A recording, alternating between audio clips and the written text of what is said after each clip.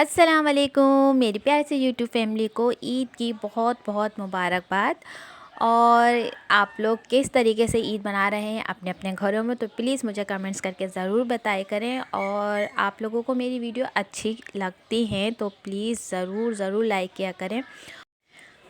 आज थी चांद रात, तो चांद रात से ही मैंने जो है ईद की तैयारी शुरू कर दी थी। कपड़े तो मैंने आपको नेक्स्ट वीडियो में दिखा दिए थे कि मैंने प्रेस कर लिए। तो मैंने रात को ही रसमलाई बनाई और यखनी भी बना ली। काफ़ी हद तक मैंने ईद से पहले ही अपना काम कंप्लीट कर लिया था। फिर ये है कि नमाज़ फ़जर अदा करने के बाद मैं सो गई थी, क्योंकि पूरी ही रात हो गई थी मुझे जागते हुए।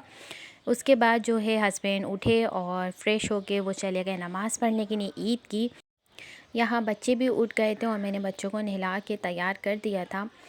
फिर उसके बाद हम लोग ने नाश्ता किया मिलके। यहाँ बच्चों को ईदी मिलना शुरू हो गई थी। बच्चों की ईद जो है ईदी से ही होती है और यही खुशियाँ होती हैं, प्यारी प्यारी सी ईद की यादगार। खैर मेरी बेटी को ईदी मिल गई थी, वो बड़े शौक़ से अपनी ईदी दिखा रही थी, उसके बाबा ने उसको दिए थे। फिर मेरे बेटे की बारी आई और ये है कि वो भी मेरा बेटा भी बहुत खुश हो गया था जब उसके बाबा ने उसको ईदी दी। अभी मैंने अपनी बेटी के हेयर स्टाइलिंग नहीं की थी, क्योंकि उसके बाल जो है गीले हो रहे थे जब वो नहा कर आई थी। तो जब उसके बाल ड्राई हो गए तो फिर मैंने उसका हेयर स्टाइल बनाना शुरू किया। और छोटी बच्चियों का तैयार होने का तो बहुत ही ज़्यादा शौक़ होता है, जिस तरीके से कभी हमें हुआ करता था। अब मुझे तैयार होने का इतना कोई शौक़ नहीं है, लेकिन ये कि जब मुझे मेरी बेटी कहती ना कि मुझे ये वाले बाल बांधने हैं, मुझे ऐसा मेकअप करना है, तो फिर बहुत ज़्यादा खुशी भी होती है कि और हंसी भी आती है कि कभी हम भी ऐसे थे। फिर यहाँ मैं भी तैयार हो गई और ये कि अब मेरी भी बारी आएगी ईद लेने की और ईदी देने की भी। यहाँ मेरे हस्बैंड ने मुझे ईदी दी तो मैं उनसे नाराज़ हो रही थी कि आपने मुझे इतनी कम ईदी दी है, मुझे और चाहिए। तो वो खैर यही मस्ती मजाक ईद पे चलता ही रहता है। फिर मैंने अपने बच्चों को ईदी दी। फिर मेरी बारी आई फ़बिया की, तो फ़बिया जो है उसको समझ नहीं आ रहे थे कि 500 रुपये ज़्यादा होते हैं कि 100 रुपये ज़्यादा होते हैं। तो उसने मुझे कहा नहीं, मुझे 100 रुपये ही चाहिए। तो मैंने कहा नहीं बेटा, ये ज़्यादा है। तो फिर वो हंसने लग गए। तो फिर उसने खैर पैसे ले लिए थे। और जब हम छोटे से थे तो हमें भी ये 10 रुपये 20 रुपये ईदी मिला करती थी, लेकिन आजकल तो 1000-500 रुपये भी बच्चों को कम ही लगते हैं।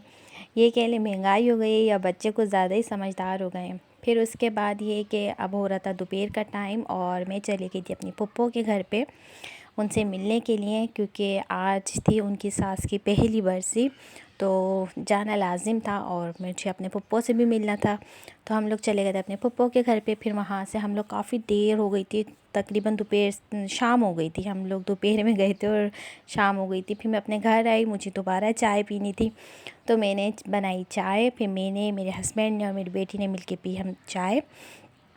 यहाँ वो खा रही थी मैक्रोनी, क्योंकि उसको बहुत अच्छी लगती है। बस उसको कुछ नहीं मिले तो। और फ़बिहा जो है मैक्रोनी बहुत ही ज़्यादा शौक़ से खाती है। खैर यहाँ पर चाय पीने के बाद जो है मैं सो गई थी।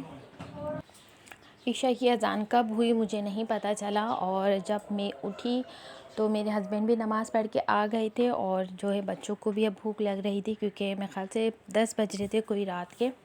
फिर मैंने जो है ना यखनी तो रात को ही बना ली थी और यही कि बस अब मसाला भूनना था और पुलाव तैयार करना था। तो सिंपल सा पुलाव था, कोई इतना मुश्किल था नहीं। तो बस मैंने इसके अंदर सबसे पहले जो है ऑयल गरम करा, उसके अंदर 1 अदद प्याज और साबुत गरम मसाला ये डाल के उसको हल्का सा मैंने उसको रोस्ट किया, सॉरी फ्राई किया। और वो जो हल्का सा लाइट ब्राउन सा हो गई थी ना प्याज और गरम मसाले की भी बहुत अच्छी सी खुशबू आ रही थी, तो मैंने इसके अंदर बॉयल किया हुआ यखनी वाला गोश्त शामिल कर दिया था।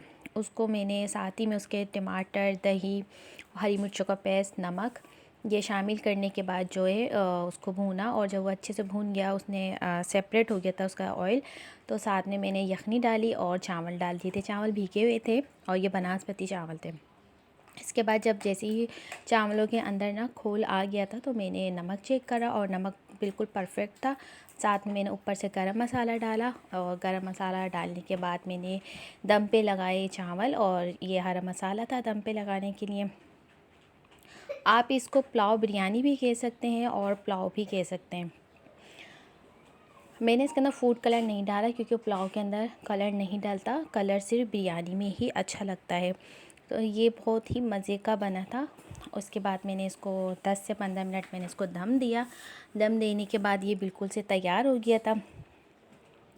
पानी भी बिल्कुल परफेक्ट था, उसके अंदर मैंने कोई एक्स्ट्रा पानी नहीं डाला। जो यखनी का पानी था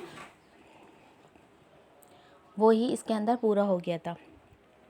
अब मैंने जो है ये रायते का सामान जो है ना, मैंने तकरीबन रमज़ान में ही पीस के रख लिया था। जब भी पुदीना एक्स्ट्रा आता है तो मैं रायते का जो भी प्रॉपर तरीके से सामान होता है ना, वो पीस के रख लेती हूँ। पुदीना और ज़ीरा, लहसुन, नमक, ये सब एक साथ ब्लेंड करके हरी मिर्ची पीस के मैं रख देती हूँ ताकि ये पेस्ट जो है ना ख़राब भी नहीं होता। और रायता भी फ़ौरन से तैयार हो जाता है। यहाँ रायता भी बन चुका था, सलाद भी तैयार था और हम लोग ने अब अपना खाना फिर स्टार्ट किया। और खाना बाकी में बहुत ही मज़े का था। ये थी रसमलाई जो मैंने रात को ही बनाई थी। तो मैंने आपको बताया था कि रसमलाई अब की मेरी अच्छी नहीं बनी और कुछ साबुन थी इसके अंदर रसमलाई और कुछ जो है ना टूट गई थी। अब ऐसा क्यों हुआ ये भी मेरे समझ में नहीं आ रहा था, जबकि मैंने जिस तरीके से पैकेट के ऊपर लिखा हुआ था मैंने वैसे ही इसको बनाया। खैर, आज की ईद हमारी बहुत अच्छी गुजरी और आप बताइएगा कि आप लोग अपनी ईद कैसे मना रहे हैं। तो मिलते हैं अगली वीडियो में, जब तक के लिए अल्लाह हाफिज़।